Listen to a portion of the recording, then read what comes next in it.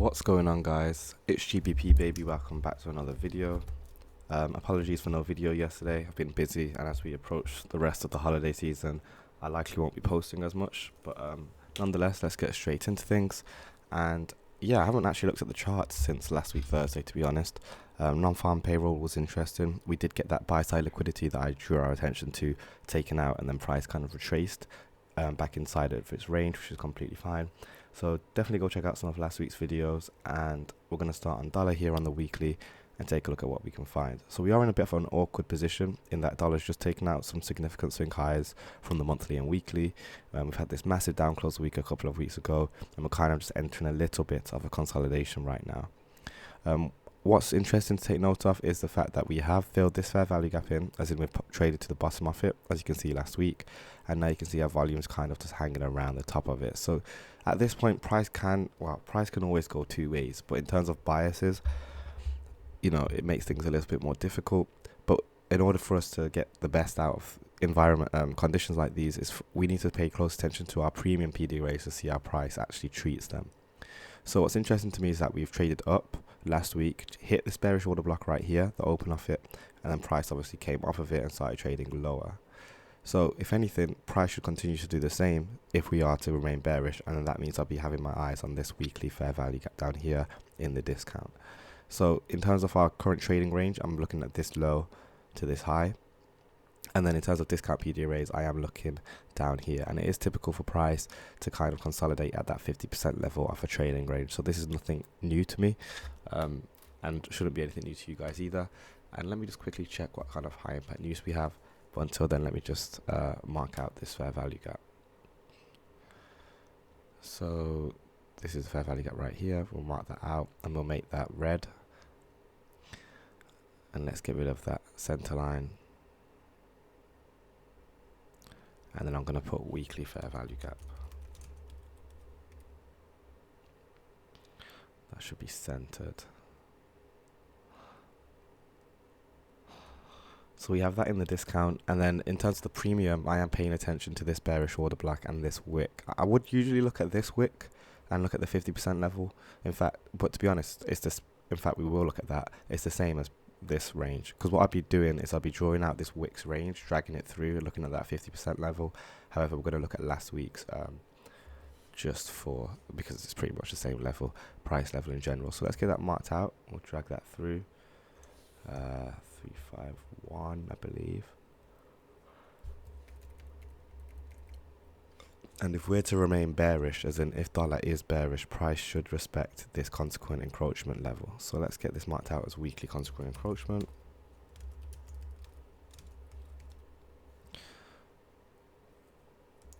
We'll move that to the right, middle.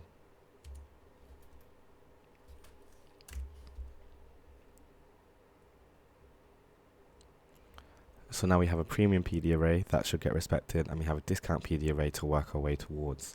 Now in terms of highs and lows, I'll be looking at south side liquidity below here. That's last week's lows. But then I'll also be looking at south side liquidity below this low. Yes, it's already been grabbed last week, but these levels remain significant, and there's been moments when you've seen price run for these kind of lows. Even though they've already been tagged, you'll see price run to them. I can't remember the last time something like this happened, but it is still a significant low. Even though we're still above price, it will still come and sweep it, is my point. So I'm going to have that delineated. Now let's drop down to the daily, see what we can find.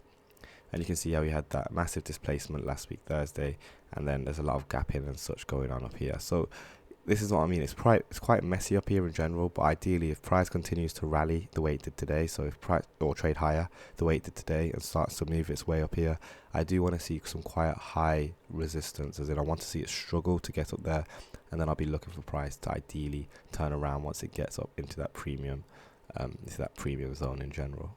So let's go down to the 4 hour. And you can see, this is what I mean, a lot of back and forth price action. You see how there's lots of down close candles and we're going back and forth on ourselves.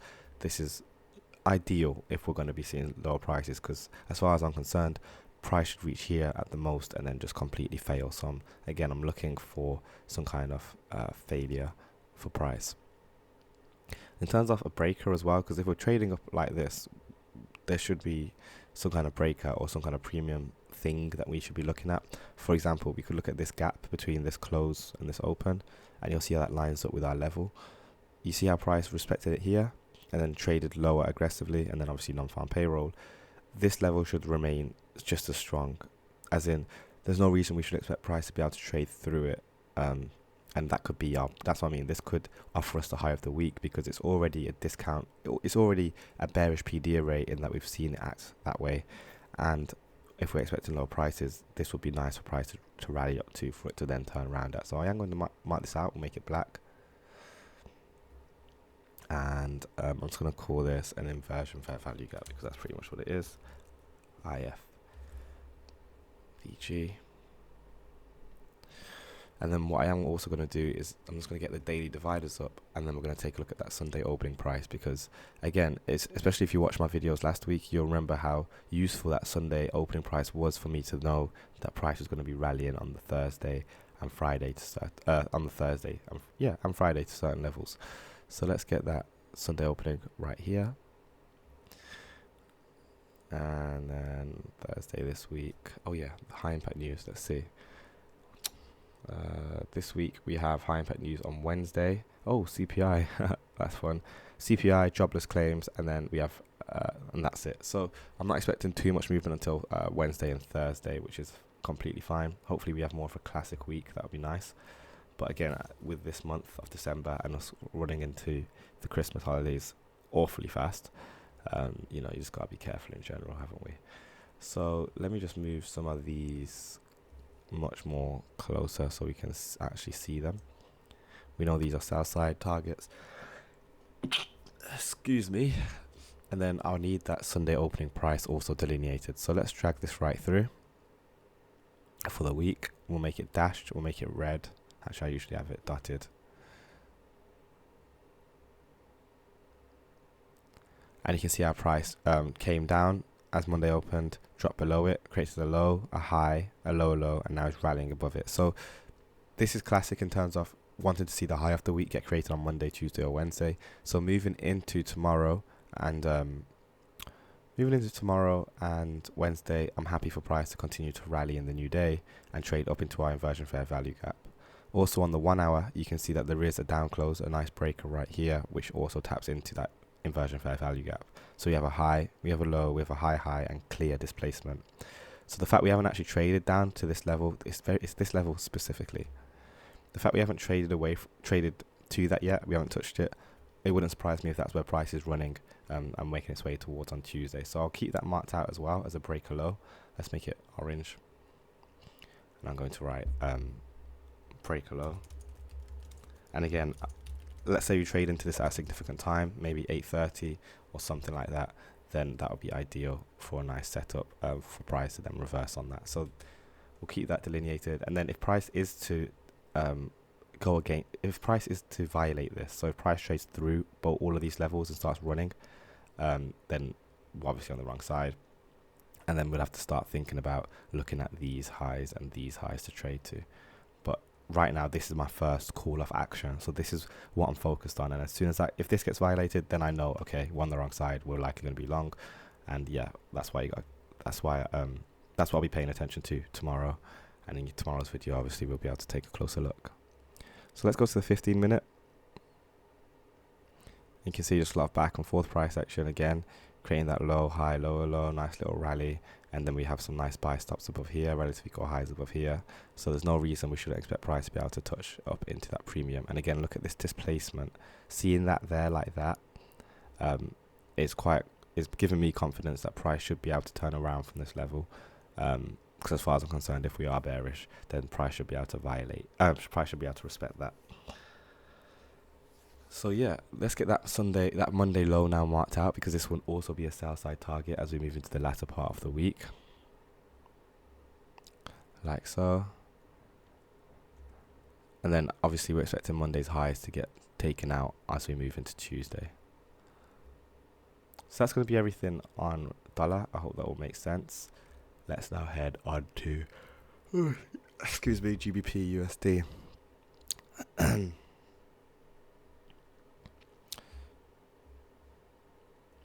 We'll start here on the weekly, and again, obviously, if we're expecting price to potentially drop on dollar, that means we want to see if GBP can make it higher. Now, GBP hasn't filled in its fair value gap. As you can see, there's still a gap up here, so it'll be nice to see if GBP can trade into that and potentially fill it. And then ideally, I am looking for price to want to get up into this rejection block level up here as a nice premium. So let's mark out a few of these PD arrays for the premium. So we have this one right here, make it blue, as a rejection block level, weekly rejection block.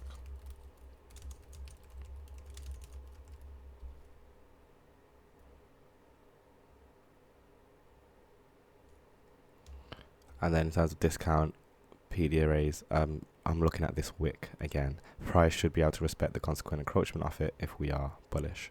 So let's get that delineated. And what you'll find is it will respect the 25% level if we are extremely bullish. So that's something we can also pay attention to. 771. And we'll make that dashed. Let's make it black. And we'll put weekly consequent encroachment.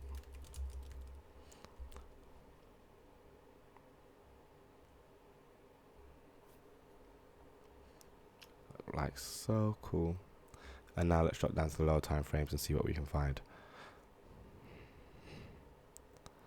So this looks very classic in terms of price action. We got a low, we got a high, we got a lower low. We have displacement. We have price return to the breaker, last up close, and respect it accordingly. So if we drag this out, I'll show you what I mean. You can see our price came back down into it. If we look at the 50% level, you'll see our volume stayed above it, and then we continue to expand. So I'm happy to see price stepping its way up like that. That's completely fine. It's allowed to drop into this bearish order block. So we've had this fair value, this breaker. This has been mitigated now because it's been traded to here. So our next point would be this bearish order block. So we'll do the exact same thing. Let's draw it out, the high and the low, and now we're happy for price to trade in here. Ideally, that 50% level gets traded with that weekly consequent encroachment, which I draw our attention to as the very max that we're happy for price to trade to. So it's a matter of creating these boundaries for us that will help us navigate price and be able to stay safe in terms of our positions. So let's make this orange, for example. And then you can see our price has just been quite quiet today, but moving into Tuesday, I'm happy for us to maybe create the low, and then I'd want to see price start to rally out of it as we move to the later part of the week. And then remember, I'm looking for price to reach up here, this bearish order block right here, or here more specifically, because I believe this is a rejection block level which price would want to draw to. So that's everything over there. Let's go to the 4 hour. As you can see, again, a lot of consolidation for now. And I will go down to the 1 hour, and we're going to do the exact same thing. We're going to be using that Sunday opening price to help guide us. So there's Sunday, here's Monday, Tuesday, Wednesday, Thursday, Friday. So tired, guys. And Sunday. So that's all good. Now what we do is look at the opening. Where are we? I don't want your premium. Oh, Friday. Yeah, Sunday opening, which is right here, and we just drag that through the same way. And we're looking at how price is treating this Sunday level. So yes, we've dipped below it, but you can see how it's kind of floating above it for now, which is completely fine. So that's why I'm expecting price to want to dip below it one more time before we expand higher, because this isn't enough to make the low of the week. It's probably engineered that as liquidity to come and grab. So as price is making that low, that's when I'll be expecting dollar to be making its high, if that makes sense, because dollar's obviously already way stronger right now than you can see GBP is in terms of weakness, if that makes sense. The strength of dollars, the strength of dollar's bullishness is stronger than the strength of GBP's weakness, is what I'm saying. So let's get this Sunday opening marked out, dashed red, and again we can see the classic high, low, higher, high. So this might be a nice setup for us. So we have a nice breaker, last down close candle, drag it through. As far as I'm concerned, price should be able to respect this and then use that to then trade on lower and reach into this engineered liquidity, which I believe it is. And if it does do this tomorrow, I'll speak more on it because we can talk about engineered liquidity. But the fact that it's created this low and then expanded away from it, it's likely going to hunt for that later to then create the low of the week. It's going to use that as a reason to say, okay, sweep, and then create that Judas swing to then eventually trade on higher, which is what we want to see. And remember, I'm allowing price to go down to here at the very maximum, but this 50% level, because remember, this is a massive bearish order block, and you can see consolidation, and we'll talk more on this tomorrow if price plays out. This is where ideally we'd want to see price be able to turn in its tracks, but easier said than done. So that's going to be everything on pound. I hope that all makes sense. And yeah, let's now head into Euro USD. And we'll start here on the weekly, and pretty much the same thing. We want to see, can we get an up close on Euro? Now, Euro's not looking the cleanest, and we didn't manage to fill much of that fair value gap in at all. I wanted to see Euro get up here, to be honest, but we still have a lot of a fair value gap to fill. But for now, let's just keep that marked out as a nice premium PDA raise to try and get Euros trade to. And then in terms of discount PDA raise, we do have a bullish order block right now, because as soon as last week traded through this high, that then activates this as a bullish order block. So that means the open and the midpoint of it should be significantly significant, lol. So let's get that marked out in red. This is what we call mean threshold, because it's an order block, not a fair value gap.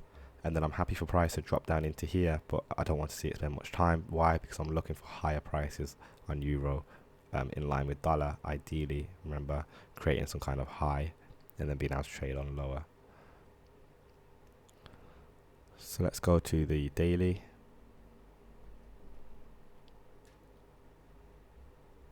And you can see again that bullish order block right here.